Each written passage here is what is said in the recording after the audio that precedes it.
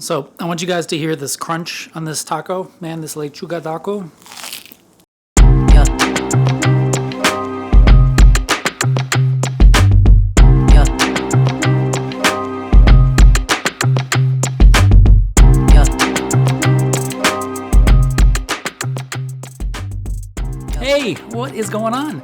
I am Jake. Welcome back to KALE Robot. This is, of course, where I cook vegetable-heavy, allergy-friendly food that tastes awesome and makes me feel good. Today, I've got a special one planned. I'm very excited for this. We are going to start off with a yellow corn tortilla. Then we're going to add this ancient Mayan umami bomb. On top of that goes a crunchy wedge of iceberg lettuce, then an avocado salsa, and we're going to finish with one of my favorite salty garnishes. Let me first introduce you to what we're making here. This is a recipe with a Lechuga Taco.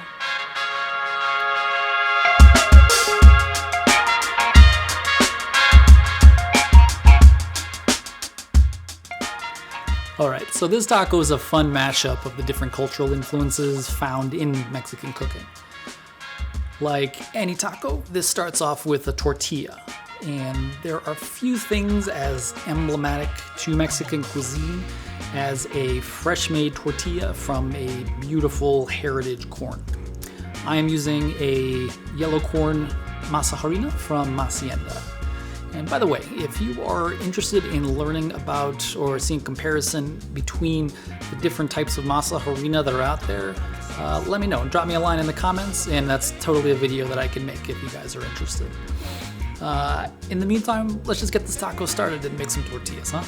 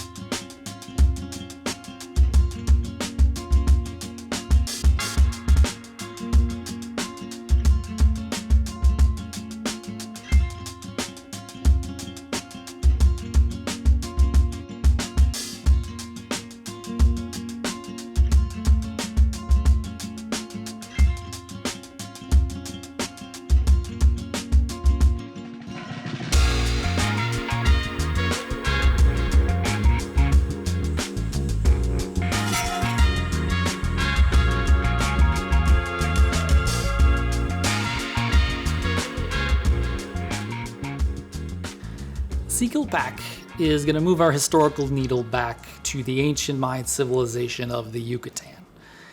It's going to place us somewhere between 900 BC and 900 AD. But what is it? Sikil Pak is a dip. Sikil means tomato, pak, pumpkin seed. Based on these ingredients, I'm thinking, okay, this is a humble dip. But no. This dish is anything but humble. This is a loud dip. It is loud with flavor. It is rich in umami.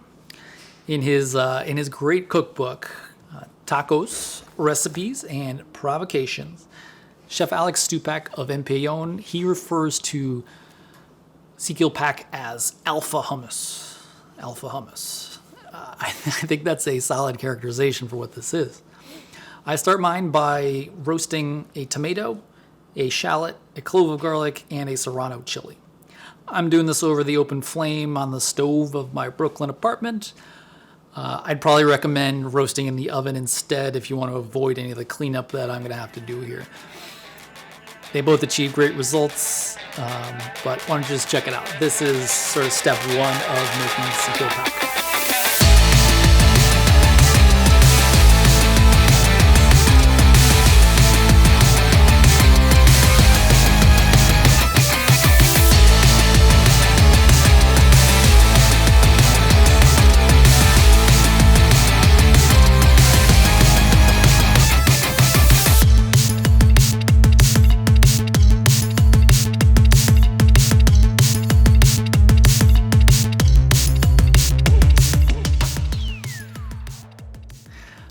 So as for the pepitas, or pumpkin seeds, I went the extra mile here and I sprouted them.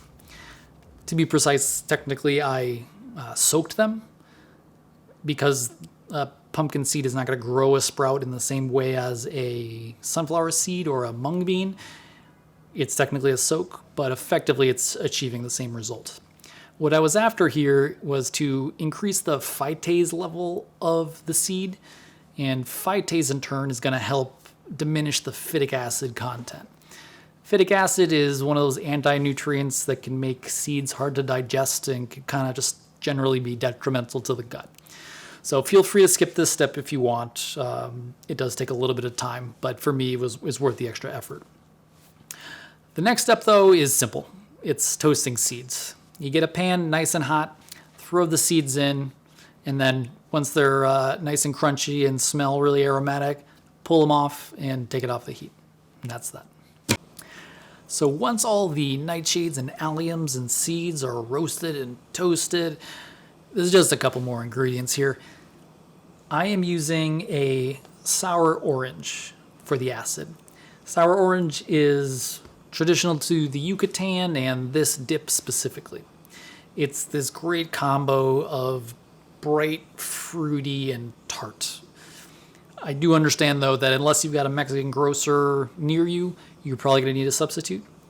Lime juice works great in a pinch, and if you're feeling ambitious, some combo of lime, orange, and grapefruit juice also can get you pretty close. So this is a fun ingredient to work with if you can find it.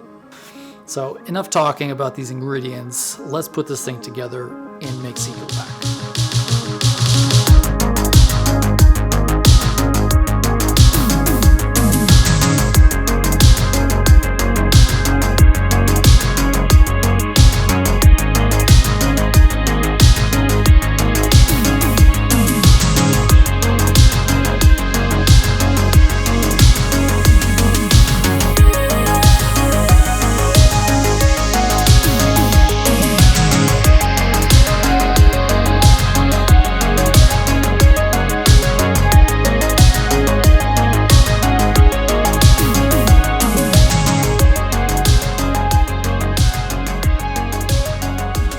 This avocado salsa is the perfect vehicle for a taco. It comes together real quick too. You got some shallots cured in lime juice, chopped cilantro, chopped serranos, and a couple of avocados. That all goes in the blender. A little bit of water to get the consistency just right, and you blend it up, and you suddenly have this perfect pourable salsa. Now in the lead-in, I mentioned that I was going to be finishing this taco with one of my favorite salty garnishes. I was talking about capers. Now, if you're asking yourself, what are capers doing in a taco? I was asking myself something similar when I started to see capers in all these different Mexican recipes. Eventually, it kind of clicked, right? That capers came to Mexico from Spain as part of that infamous legacy in the country, and they stuck around. And boy, do they work in this context here. Now, the Iceberg Lechuga here is, of course, an homage to the great Tex-Mex tacos of the USA.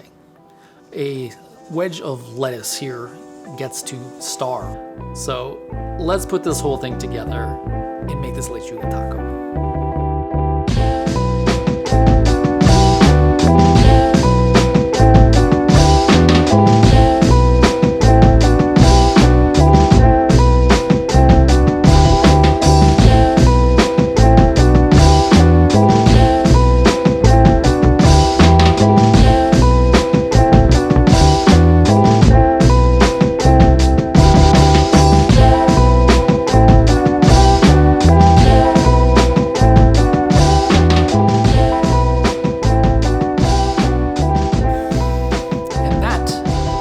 Lechuga Taco.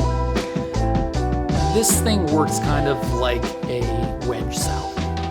A wedge salad, of course, has got an iceberg wedge, it's got blue cheese dressing, it's got bacon, it's got tomato. This taco, it's got an iceberg wedge, we've got a creamy avocado salsa instead of blue cheese. The Sikil Pak has got the tomato worked in already, and and it also provides this substantive, addictive quality like you'd expect from bacon. The capers provide this salty little bite, like, again, the bacon crumble, and it just all comes together really well.